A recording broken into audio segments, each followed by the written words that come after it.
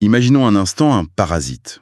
Un parasite qui s'installe silencieusement dans le cerveau. Ah oui, un truc bien insidieux. Exactement. Et ce truc, il sabote les carrières les plus prometteuses, il détruit des relations amoureuses super solides et il génère un sentiment constant d'insatisfaction. Et le pire dans tout ça, c'est que la victime ne s'en rend même pas compte. C'est ça. Son tour de magie le plus absolu, le plus terrifiant même, c'est de nous convaincre qu'il est nous, qu'il est notre personnalité. Qu'on a besoin de lui pour survivre, quoi. Voilà. Donc aujourd'hui, dans cette analyse approfondie, on va décortiquer l'ego.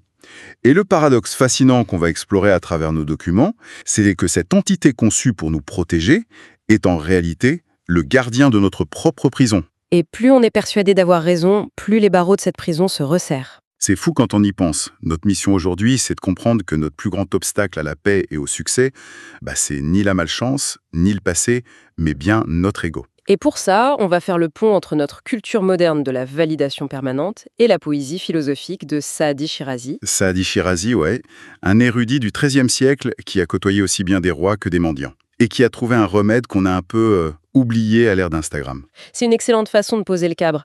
Parce que pour comprendre le remède de ce poète, il faut d'abord qu'on diagnostique précisément la maladie de notre 21e siècle. Bon, décortiquons tout ça. On vit dans une époque où tout le monde veut être vu. Ouais, tout le monde veut avoir raison. Tout le monde veut se sentir spécial. Et on pointe souvent du doigt les réseaux sociaux. Mais la réalité, c'est que les réseaux n'ont pas inventé le narcissisme. Ah non, pas du tout. Ils sont juste, un amplificateur gigantesque, un énorme microphone et un projecteur tendu directement sur nos insécurités. Ce qui est fascinant ici, c'est la véritable nature du danger. Parce que l'ego, ça ne crie jamais son insécurité. Non, ça se cache bien. Exactement. Au contraire, il murmure une fausse supériorité. Le narcissisme moderne, ça se manifeste par une recherche constante de validation. La petite notification rouge, quoi. Voilà. Et aussi par une incapacité épidermique à accepter la critique. Ou cette tendance de toujours ramener la conversation à soi-même. Le fameux moi, moi, moi. Du coup, si les réseaux sociaux ne sont qu'un microphone, qui a été le premier à identifier la véritable voix de l'ego ? C'est précisément là qu'intervient notre guide du XIIIe siècle. Saadi a fait des observations incroyables. Ah oui, le gars a voyagé à travers des zones de guerre, il a vu des cours royales pleines de richesses et des villages extrêmement pauvres. Il a vu tous les spectres de la société humaine. Et son constat est frappant. Il a remarqué que le roi et le mendiant souffrent exactement du même mal, c'est juste habillé différemment. C'est une métaphore tellement puissante. Je veux dire, le roi clame sa supériorité en disant « prosternez-vous », alors que le mendiant estime que le monde entier lui est redevable. Des histoires différentes, mais le même ego aux commandes. Et ça Saadi l'a résumé dans une citation très célèbre. Il disait que les fils d'Adam sont les membres d'un même corps. Créés d'une seule et même essence. Exactement. Et ce n'est pas seulement de la belle poésie. C'est littéralement de la psychologie avant l'heure. C'est super profond, ouais. La conclusion est frappante. L'ego sépare, il ampute le corps, tandis que la conscience connecte. D'accord. Donc, Saadi a observé ce comportement par la philosophie il y a 800 ans. Mais ce qui valide réellement sa théorie aujourd'hui, ce sont les preuves médicales, non ? Absolument. On peut l'observer concrètement. Parce que la société confond super souvent l'ego et la confiance en soi. On nous dit qu'il faut un ego énorme pour réussir. Alors, comment la science fait-elle la différence ? Si l'on relie cela à la situation dans son ensemble, il faut se tourner vers les neurosciences. Nos sources mettent en avant un truc très spécifique, appelé le réseau du mode par défaut du cerveau, le RMD. Le fameux RMD. C'est un peu l'écran de veille du cerveau, non ? C'est exactement ça. L'ego, il est profondément lié.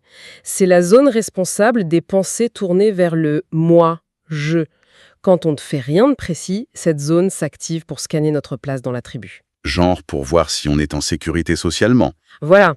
Et la vérité psychologique fondamentale ici, c'est que l'ego n'est pas de la confiance. C'est tout l'inverse, en fait. Oui, c'est une compensation pour cacher l'insécurité. Le narcissisme, c'est juste une armure contre le vide intérieur. Donc un RMD hyperactif, ça mène direct à la rumination mentale. À la comparaison toxique et à l'obsession de l'identité, ouais. Ce qui explique pourquoi on est tous épuisés aujourd'hui. Bon, maintenant que la maladie neurologique et psychologique est identifiée, on fait quoi ? On passe à l'action. Saadi a une prescription très claire. Super. C'est le moment d'être très pratique. Dans nos documents, on a identifié 5 actions concrètes pour détruire l'ego, ou du moins le calmer. On y va ? On y va. La première étape, c'est l'humilité par le retour à la réalité. La fameuse phrase « tu viens de la poussière et tu retourneras à la poussière C'est un peu brut, je te l'accorde. ». Bah ça plombe un peu l'ambiance, quoi. Mais le but n'est pas de déprimer. Le but, c'est de libérer. L'action concrète ici, c'est de se demander chaque jour, face à une contrariété, Est-ce que cela comptera dans 5 ans? voilà. Et aussi de se demander si on réagit par vérité ou par ego. Ça change tout de faire cette pause. Bon, deuxième étape, se voir dans les autres. Saadi expliquait que blesser les autres, c'est se blesser soi-même, puisqu'on est les membres d'un même corps. Du coup, l'action ici, c'est qu'avant de réagir avec colère, il faut faire une pause et se demander quelle douleur l'autre personne porte en elle. C'est ça. Essayer de comprendre l'insécurité de l'autre, ça dissout instantanément notre propre arrogance. C'est puissant. Ensuite, on a la troisième étape, faire taire le bruit intérieur. Parce que l'ego se nourrit du bavardage mental. Il a besoin de ce flux constant pour exister. L'action recommandée est simple, mais super dure aujourd'hui. 10 minutes de silence par jour, sans téléphone, sans aucun stimulus. Juste être là et observer. Et là, on remarque à quel point nos propres pensées servent presque exclusivement à défendre notre ego, genre un avocat de la défense. C'est très révélateur comme exercice. Ce qui nous amène à la quatrième étape. Ah, celle-là. Accepter d'avoir tort. Ça pique un peu. Ça pique beaucoup.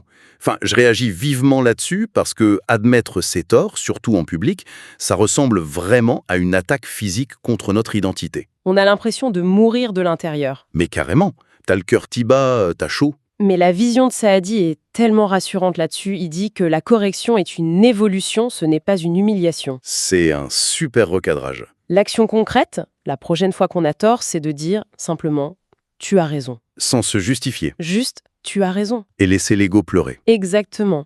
Le laisser hurler à l'intérieur, s'il le faut. Bon courage avec ça. Et enfin, la cinquième étape.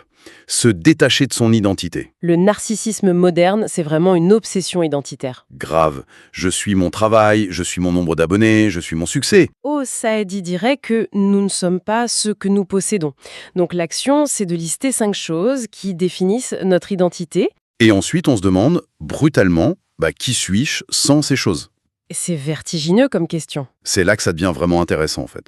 Parce qu'on réalise que l'ego, c'est comme ce mauvais ami. Tu vois, le genre de pote toxique. Enfin oui, on en a tous connu un. Le pote qui parle beaucoup trop, qui n'écoute absolument jamais, qui se plaint tout le temps et qui se croit honnêtement le plus intelligent de la pièce. C'est une métaphore parfaite. Mais le pire dans cette histoire, le twist, c'est que cet ami toxique, il vit littéralement dans notre tête. C'est une image qui illustre tellement bien le fardeau mental que représente l'ego. On l'héberge gratuitement. Et on écoute ses mauvais conseils toute la journée. Cela soulève une question importante, du coup.